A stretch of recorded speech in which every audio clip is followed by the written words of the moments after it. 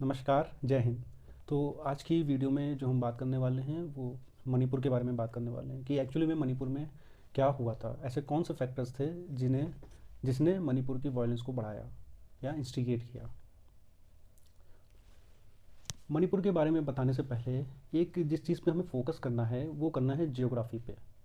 Sir, बिना geography को समझे आप किसी भी कल्चर को या वहाँ की सोसाइटी को नहीं समझ सकते हैं। जो किसी भी कल्चर और सोसाइटी को शेप करने में सबसे बड़ा काम करता है वो करती है जियोग्राफी हमारी। फॉर एग्जांपल अगर हम बात करें दो अब्राहमिक रिलीजन की, अगर हम बात करें, पहला क्रिश्चियनिटी और दूसरा इस्लाम। अगर आप क्रिश्चियनिटी को देखें तो वहाँ पे जो अल्कोहल है वो अलाउ है, सोसाइटी उसे सैंक्शन करती है, सोसाइटी उसे अलाउ करती है। लेकिन अगर हम वहीं इस्लाम में देखें तो जो अल्कोहल है वो प्रोहिबिटेड है, सोसाइटी उसे बिल्कुल भी अलाउ नहीं करती है। ऐसा क्यों? दो रिलीजन दोनों जो है सेम ट्री से आ रहे हैं, अब्राहमिक रिलीजन है दोनों, लेकिन ऐसा क्या है कि एक सोसाइटी में, एक कल्चर में वो अलाउ है, लेकिन दूसरी जो सोसाइटी है या दूसरा कल्चर जो है उसी अब्राहमिक रिलीजन का, वहाँ पे अलाउ नहीं है। तो बिना कल्चर को समझे और बिना सोसाइटी को समझे किसी भी जगह के इशू को नहीं समझा जा सकता है। उल्टा बोल गया। तो इस बात से मतलब ये है कि बिना जियोग्राफी को समझे वहाँ के कल्चर को, वहाँ की सोसाइटी को नहीं समझा जा सकता है। और अगर मैं बात करूँ, अगर बात करूँ कि इसका प्रूफ क्या है, ज्योग्राफी कैसे ज्योग्राफी कैसे जो है रोल प्ले करती है कल्चर और आपकी सोसाइटी को स्टैब्लिश करने में। आप कहेंगे इसका प्रूफ क्या है, हवा में बातें हो रही हैं। बिना प्रूफ के अपन कोई बात नहीं करेंगे। इस साल का मेंस 2023 का यूपीएससी का मेंस पेपर फर्स्ट में क्या क्या आता है? History, art and culture, geography, society. ऐसा क्या रीज़न है कि ज्योग्राफी, सोसाइटी, कल्चर और हिस्ट्री इनको एक साथ रखा गया है? वही बात है मैंने अभी से पहले कही थी कि बिना ज्योग्राफी को समझे वहाँ के कल्चर को और वहाँ की सोसाइटी को नहीं समझा जा सकता है। ये बहुत बड़ा कारण है कि यूपीएससी ने जीएस पेपर 1 मेंस की अगर हम बात करें वहाँ पे इन सारे सब्जेक्ट को एक साथ रखा हुआ है। और इस साल 2023 में इसी कॉन्सेप्ट के बेस के ऊपर उन्होंने दो क्वेश्चन दिए थे। जीएस मेंस पेपर 1 में इसी कॉन्सेप्ट को यूज़ करके उन्होंने दो क्वेश्चन फ्रेम किए थे। उन दोनों क्वेश्चन को मैं आपके लिए पढ़ने जा रहा हूँ। पहला ही क्वेश्चन 2023 यूपीएससी मेंस, पहला ही क्वेश्चन जीएस 1, पहला क्वेश्चन था explain the role of geographical factors towards the development of ancient India. Role of geographical factors towards the development of ancient India, 150 words. अब 150 वर्ड्स में एंशिएंट इंडिया के development के बारे में बताना है। क्यों, किस वजह से हुआ? ज्योग्राफिकल फैक्टर की वजह से एंशिएंट इंडिया में डेवलपमेंट कैसे हुआ। 150 वर्ड में किस एंशिएंट इंडिया की बात करोगे आप? एंशिएंट इंडिया वो जो हड़प्पा के टाइम पे थी, एंशिएंट इंडिया वो जो ऋग्वेदिक टाइम पे थी, एक एंशिएंट इंडिया वो भी है जो लेटर वैदिक हुई, महाजनपद हुई, मौर्यन हुई, कुशांस आए, गुप्ता एम्पायर आया, हर्षवर्धन आए। तो इतनी लंबी एंशिएंट इंडिया है। कौन सी एंशिएंट इंडिया लिखोगे आप 150 वर्ड में? और फिर कौन सी एंशिएंट इंडिया की डेवलपमेंट की बात कर रहा है ये, और कौन से ज्योग्राफिकल फैक्टर्स? क्वेश्चन देखने में और पढ़ने में बहुत ईजी लग रहा है, बट एक्चुअली बहुत ट्रिकी क्वेश्चन है ये। कॉन्सेप्चुअल बेस्ड क्वेश्चन है, जिस कॉन्सेप्ट की मैंने अभी बात की है। तो बिना ज्योग्राफी को समझे कल्चर और सोसाइटी को नहीं समझा जा सकता है। ये जिस डेवलपमेंट की बात कर रहा है ये ओवरऑल डेवलपमेंट की बात कर रहा है कि कैसे ज्योग्राफिकल फैक्टर्स की वजह से वहाँ की पॉलिटी डेवलप हुई, वहाँ की सोसाइटी डेवलप हुई, वहाँ की इकोनॉमी डेवलप हुई, और वहाँ का रिलीजन भी कैसे डेवलप हुआ। जी हाँ, ज्योग्राफिकल फैक्टर बहुत बड़ा रोल प्ले करता है रिलीजन के शेप करने में। ये क्वेश्चन इसी इशू पे एड्रेस कर रहा है। देखने में बहुत ईजी लग रहा होगा, लेकिन एक्चुअली बहुत ट्रिकी क्वेश्चन है ये, क्योंकि 150 वर्ड में आपको ओवरऑल एंशिएंट इंडिया का डेवलपमेंट बताना है, वो भी ज्योग्राफिकल फैक्टर के बेस के ऊपर, किसी और चीज़ की वजह से नहीं। अगला क्वेश्चन मैं पढ़ता हूँ आपके लिए। आपको ये बताना है क्वेश्चन ज्योग्राफी का है या कल्चर का है। Question number 7, same paper GS1 2023 UPSC mains, GS1 का पेपर। Why is the south west monsoon called Purvaiya easterly in Bhojpur region? Why is the south west monsoon called Purvaiya easterly in Bhojpur region? How has this directional seasonal wind system influenced the cultural ethos of the region? South west monsoon को Bhojpur reason में पुरवैया क्यों बोला जाता है? अगर आपने geography में मानसून को सही से नहीं पढ़ा है तो इस क्वेश्चन को एड्रेस नहीं किया जा सकता है, क्योंकि जो हमारा मानसून होता है वो साउथ वेस्ट रीजन से आता है। लेकिन साउथ वेस्ट से आ रहा है, वेस्ट यानी कि पश्चिम से आ रहा है, साउथ वेस्ट यानी पश्चिम से आ रहा है। लेकिन ऐसा क्या हुआ कि भोजपुर रीजन में इसे पुरवैया बोला जा रहा है, पूर्वैया, पूरब यानी ईस्ट से। क्वेश्चन देखिए, आप कह रहा है मानसून, साउथ वेस्ट मानसून को पुरवैया बोला जाता है भोजपुर रीजन में। अब इस डायरेक्शन की वजह से, इस सीजनल डायरेक्शन विंड की वजह से कैसे वहाँ के कल्चरल इथोस इन्फ्लुएंस होते हैं, ज्योग्राफी की वजह से, एक ज्योग्राफिकल फैक्टर की वजह से कैसे वहाँ के कल्चरल इथोस इन्फ्लुएंस्ड हो रहे हैं। ये सीधे सीधे दो क्वेश्चन आए हैं इस पे, इसी कॉन्सेप्ट के ऊपर से, कि कैसे ज्योग्राफी जो है वो रोल प्ले करती है कल्चर और सोसाइटी को डेवलप करने में। इसी बात को ध्यान रखना है। अब हम आगे चलते हैं, बात करते हैं मणिपुर की। तो मणिपुर में भी सबसे पहले हम ज्योग्राफी समझेंगे, वहाँ की सोसाइटी समझेंगे, उसके बाद समझेंगे कि रीज़न क्या रहा वहाँ वायलेंस का। मणिपुर की सबसे पहले ज्योग्राफी से बात स्टार्ट करते हैं। मणिपुर की जो कैपिटल है वो है इम्फाल। मणिपुर की कैपिटल है इम्फाल, सॉरी। अगर हम इम्फाल को देखें, इम्फाल एक वैली है। इम्फाल क्या है? इम्फाल वैली है। वैली यानी वहाँ पे फ्लैट एरिया है, पहाड़ों के बीच में नीचे बसी हुई है, ना कि पहाड़ों के ऊपर। इम्फाल जो है वो पहाड़ों के ऊपर नहीं बसा हुआ है। इम्फाल जो है वो पहाड़ों के बीच में जो वादी बोली जाती है, जो वैली बोली जाती है, जैसे कश्मीर वैली है, जैसे कुल्लू वैली है, ऐसे ही हमारी इम्फाल जो है वो वैली है। तो इम्फाल जो है वो वैली में बसा हुआ है। लेकिन इम्फाल के अलावा जो भी मणिपुर का रीजन है वो हिली एरिया है। इम्फाल के अलावा जो भी हमारा रीजन है, मणिपुर का रीजन, REGION रीजन है जो हमारा, वो सारा हिली एरिया है। अब मणिपुर की हिस्ट्री में हम चलते हैं। मणिपुर जब इंडिया में मर्ज हुआ, इंडिया में मर्ज होने से पहले वहाँ पे एक रॉयल किंगडम था जो उसको गवर्न करता था, जो उसको रूल करता था। तो मणिपुर में जो रॉयल किंगडम रूल करता था वो जिस पर्टिकुलर ट्राइब से जो है बिलोंग करते थे, वो ट्राइब थी मेतीस। वो कौन सी ट्राइब थी? वो ट्राइब थी मेतीस। ये मेतीस ट्राइब इम्फाल रीजन में मेजॉरिटी में थी, मेजॉरिटी में है और डोमिनेंट है वहाँ पे। मेतीस ट्राइब रॉयल फैमिली से बिलोंग करती है। इंडिया के मर्ज होने से पहले मेतीस ट्राइब का ही रूल था मणिपुर पे। इम्फाल वैली में भी ये ट्राइब जो है मेजॉरिटी में है और डोमिनेंट है। इसके अलावा मणिपुर में जो दो मेजर ट्राइब और हैं, उनका नाम है कुकीज़ और नागास। तो तीन टोटल ट्राइब मेजॉरिटी में वहाँ पे जो एक लार्ज पॉपुलेशन में जो बसी हुई है मणिपुर में, वो तीन ट्राइब है हमारी। पहला मेतीस, दूसरा कुकीज़ और तीसरा नागास। अब इंडिया के साथ मर्जर होता है मणिपुर का, उसके बाद जो है ये तीनों ट्राइब सीन में आती हैं। इंडिपेंडेंस के बाद कुकीज़ और नागास, इनको जो है ST स्टेटस दे दिया जाता है। शेड्यूल ट्राइब का स्टेटस इन्हें दे दिया जाता है। शेड्यूल ट्राइब का स्टेटस मिलने के बाद ये हो जाता है कि आप अपनी लैंड को किसी भी नॉर्मल पर्सन को सेल नहीं कर सकते हैं, किसी ST पर्सन को ही सेल करेंगे। तो जब ये हुआ तो मेतीस को लगा कि ये जो ST स्टेटस दिया गया है नागाज और कुकीज़ को, ये उनके कल्चर के ऊपर, ये उनके कल्चर के ऊपर और ट्रेडिशन के ऊपर क्या है, इनजस्टिस है, उनके साथ सही नहीं हो रहा है। ये उनके कल्चर और ट्रेडिशन को ख़त्म करने की कोशिश की जा रही है और ये उनके साथ इनजस्टिस हो रहा है, ऐसा मेतीस को लगा। और ये जो नागाज और कुकीज़ थे, ये ज़्यादातर हिली एरियाज़ में क्या थे, मौजूद थे। इम्फाल वैली में मैंने आपको बताया ना कौन ज़्यादा थे, मेतीस थे। और हिल एरिया में जो ज़्यादा थे वो नागाज और कुकीज़ थे। ST स्टेटस मिलने के बाद मेतीस को ये लगा कि ये उनके साथ इनजस्टिस हो रहा है। तो मेतीस ने भी क्या किया, एक जो है ST स्टेटस की मांग उठाना चालू की। इसी के पैरेलली मैंने आपको पिछली वीडियो में बताया था कि नॉर्थ ईस्ट में इंसर्जेंसी मूवमेंट बहुत ज़्यादा रहा है। इंसर्जेंसी मूवमेंट का मतलब भी मैंने बताया था कि एक अलग से अपनी ट्राइब, अपनी कम्युनिटी के लिए एक अलग से स्टेट की मांग करना इंसर्जेंसी कहलाता है। तो इसी के साथ साथ नागालैंड में क्या हुआ, नागा ट्राइब ने एक इंसर्जेंसी मूवमेंट लॉन्च किया कि हमें अपनी जितने भी नागा रीजन हैं, जहाँ जहाँ नागा रह रहे हैं, इन नागास के लिए एक लैंड चाहिए और उसे उन्होंने नाम दिया द ग्रेटर नागालैंड। कहा हमें एक ग्रेटर नागालैंड बनाना है और हम इसे बना के रहेंगे। तो ये जो था, यहाँ से नागास का आर्म्ड वायलेंस चालू हुआ। उन्होंने वायलेंस का रास्ता अपनाया, सबने नहीं, कुछ ग्रुप्स होते हैं जो ये काम करते हैं। तो नागास के कुछ ग्रुप बने जिन्होंने वायलेंस करना चालू किया, आर्म्ड रेवोल्यूशन चालू किया गवर्नमेंट के अगेंस्ट, क्योंकि उन्हें एक अलग से स्टेट चाहिए था, द ग्रेटर नागालैंड चाहिए था। इसी के साथ साथ दूसरी जो बात आती है कुकीज़ की। कुकीज़ एक तो यहाँ मणिपुर में थे, दूसरा क्या है, कुकीज़ जो है काफ़ी सिमिलर हैं किससे, तीन ट्राइब से।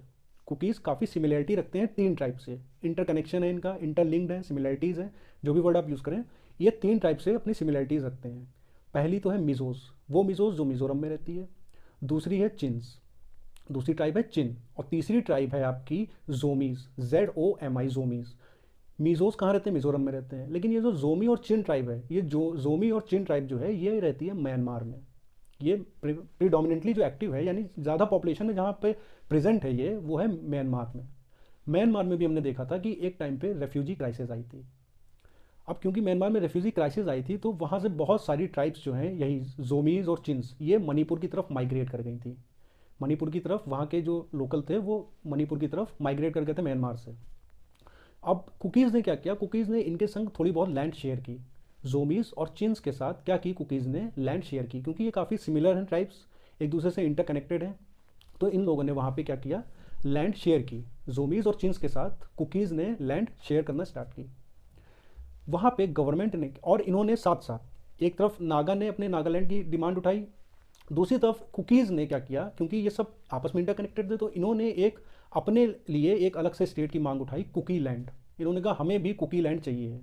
वहाँ से इंसर्जेंसी मूवमेंट कुकीज़ का भी चालू हुआ। ये दोनों मूवमेंट चल ही रहे थे साथ साथ। तो अब इनके पास क्या था, बैकिंग थी, आर्म्ड बैकिंग थी। मेतीज़ ने भी क्या किया, अपना एक आर्म्ड ग्रुप बनाया। मेतीज़ ने भी अपना एक आर्म्ड ग्रुप बनाया, और आर्म ग्रुप बनाने के साथ साथ अब तीनों के पास क्या हो गई, आर्म ग्रुप की बैकिंग हो गई। इन आर्म ग्रुप की बैकिंग के साथ ही इन तीनों ट्राइब्स का आपस में कॉन्फ्लिक्ट हुआ। इन तीनों का 1960s के टाइम से लेके 1990s तक एक आर्म्ड स्ट्रगल चला, तीनों ट्राइब के बीच में, आपस में भी चला और कई बार गवर्नमेंट के अगेंस्ट भी चला, गवर्नमेंट ऑफ इंडिया के खिलाफ। कि क्योंकि आप अल्टीमेटली जो स्टेट की डिमांड करोगे वो कौन आपको प्रोवाइड करेगा एट द टाइम, जो कंट्री की गवर्नमेंट है। तो इन्होंने गवर्नमेंट से भी डिमांड ऐसी की कि हमें अपनी अपनी क्या चाहिए, अलग अलग स्टेट चाहिए। गवर्नमेंट ने इसके ऊपर रिस्पॉन्स किया। मणिपुर में, अब यहाँ पे एक इंपॉर्टेंट टॉपिक बताने जा रहा हूँ जो कि न्यूज़ में ये भी था।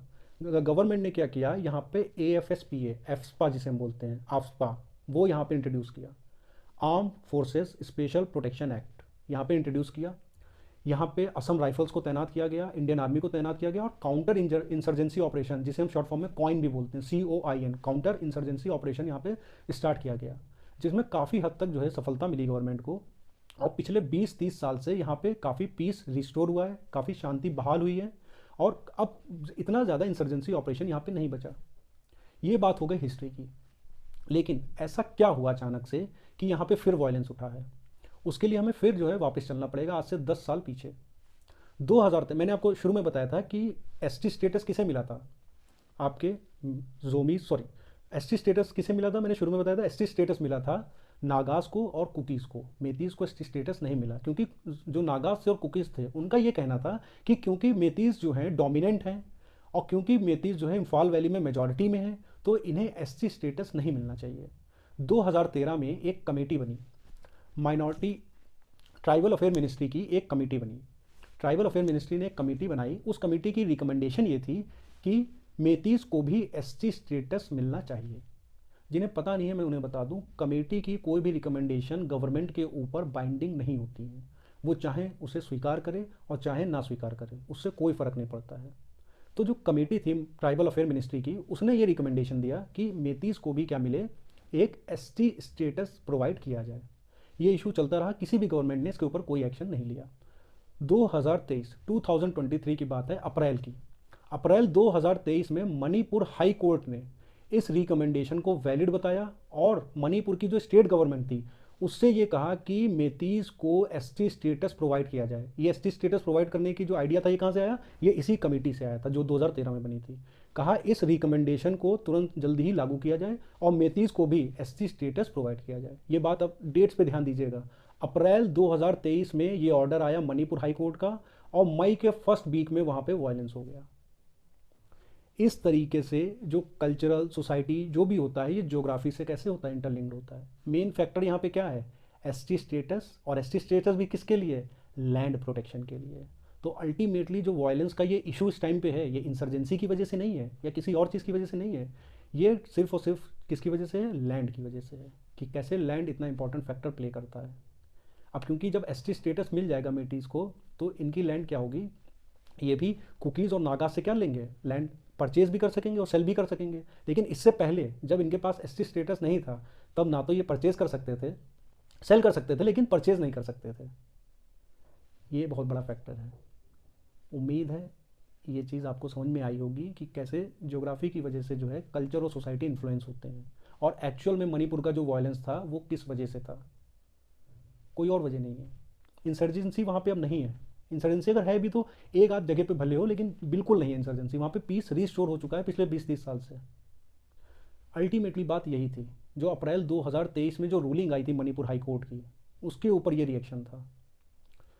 हालांकि कई सारे फैक्टर्स पहले भी रहे थे, जैसे कि मैंने आपको बताया था कि म्यांमार से जब जोमीज और चिन ट्राइब मणिपुर की तरफ माइग्रेट किए, रेफ्यूजी आए, तो इन्होंने क्या किया, कुकीज़ ने इनके संग लैंड शेयर की। इस लैंड शेयरिंग के ऊपर वहाँ की स्टेट गवर्नमेंट ने रिस्पॉन्स किया और एक्शन लिया। इसकी वजह से भी क्या थे, कुकीज़ एंगर में थे, लेकिन वायलेंस नहीं हुआ था। वायलेंस किस वजह से हुआ, इमीडिएट कॉज क्या रहा वायलेंस का, वो मणिपुर हाईकोर्ट की रूलिंग रही जो आई। तो जब भी हम इससे रिलेटेड एक इशू जो है मैं डिस्कस करना चाहता हूँ कि जब भी हम रिवॉल्ट ऑफ 1857 पढ़ते हैं, 1857 का विद्रोह, तो हम देखते हैं वहाँ पे कई सारे फैक्टर थे। फैक्टर पे फैक्टर क्या होते जा रहे थे, इकट्ठा होते जा रहे थे, लेकिन अल्टीमेटली जो स्पार्क लगाया, स्पार्क यानी अल्टीमेटली जो चिंगारी लगाई, वो किस चीज़ ने लगाई थी, गन्स की जो कार्टिलेज थी, जो कारतूस थी। क्योंकि कारतूस किसकी बनी थी उस टाइम पे, गाय और सुअर की चर्बी की, जिसने वहाँ पे तुरंत जो है स्पार्क प्रोड्यूस कर दिया, आग ही लग गई, जिसकी वजह से फैक्टर केवल वो फैक्टर नहीं था, वो इमीडिएट फैक्टर था जिसने चिंगारी लगाई। फैक्टर बहुत सारे थे। इसी तरह से इस इशू में भी फैक्टर तो कई सारे थे। हिस्टोरिकल फैक्टर मैंने आपको बताया, एसटी स्टेटस वाला फैक्टर बताया, और इसके अलावा म्यांमार से जो ट्राइब्स आए उनके संग लैंड शेयरिंग की, स्टेट गवर्नमेंट ने इसके ऊपर एक्शन लिया, वो फैक्टर था। लेकिन अल्टीमेटली जो स्पार्क हुआ वो किसकी वजह से हुआ कि मणिपुर हाई कोर्ट ने स्टेट गवर्नमेंट को ये आदेश दिया कि आप इनको एसटी स्टेटस प्रोवाइड कीजिए। हालांकि ऐसा होना नहीं चाहिए था, क्योंकि जुडिशरी का जो भी निर्णय होता है वो सबको मान्य होना चाहिए।